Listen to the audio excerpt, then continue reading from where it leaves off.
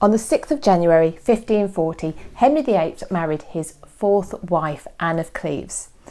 A political match. The marriage took place at the Palace of Placentia, Greenwich, otherwise known to us as Greenwich Palace, which unfortunately most of it doesn't exist any longer.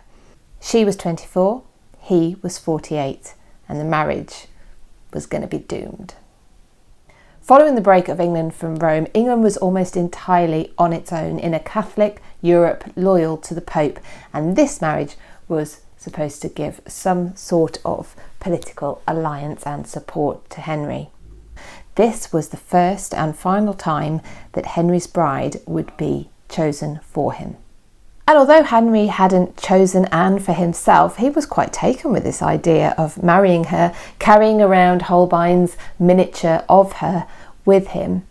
And indeed, it was this romantic, possibly, notion that he had of this blind date of a marriage going to be somehow very exciting and a true love match that probably led to its worst start.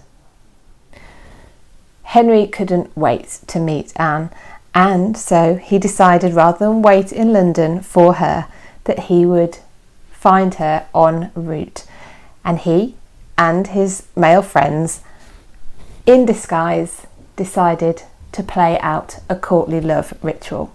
Anne was approached by a tall, burly man who tried to kiss her, and so she repelled his advances. But this was the start of the end for Henry and Anne's marriage, because the man who had approached her was in fact Henry. And when I first heard this story, I thought, would Henry be happy that his future wife would repel a stranger who just tried to kiss her? But this was the era of courtly love, and true love should have been able to shine through the disguises, the fact that this couple hadn't actually met before, and Anne had failed her first test.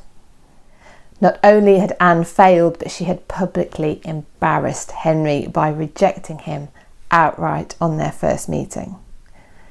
Poor Anne, who'd never met Henry in real life up to this point, had very little knowledge of the courtly love rituals of the English court, really stood no chance of getting this right.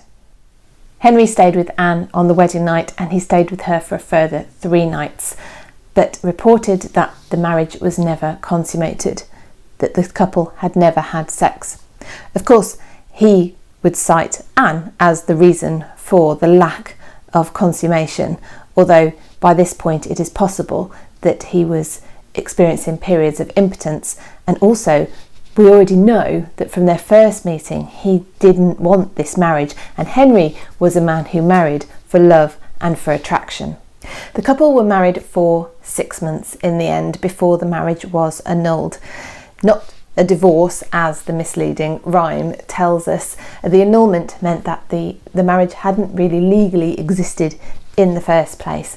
Having said that, Henry bestowed on her a nice settlement, a generous settlement, which meant that Anne would be comfortable for the rest of her life, and he really did take care of her in that respect.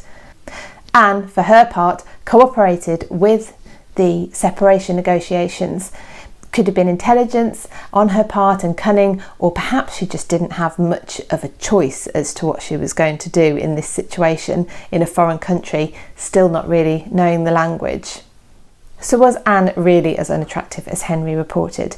Well, you can make up your own mind from Holbein's portrait. He was a man known for a good likeness to real life, and perhaps there was the odd equivalent of a Snapchat filter made in some of the portraits, but we can get a good idea, I think, of what Anne looks like, and she is, I would say, more attractive than some of Henry's other wives.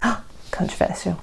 On the day of the annulment of the marriage, Henry wrote to Anne to let her know that in less than a week she would have the details of her settlement.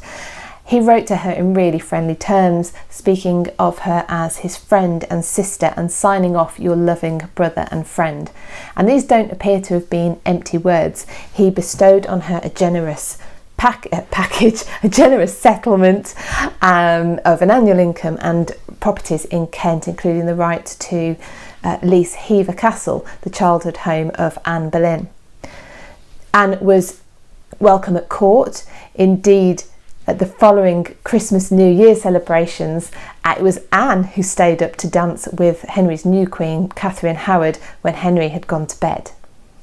So what happened to Anne?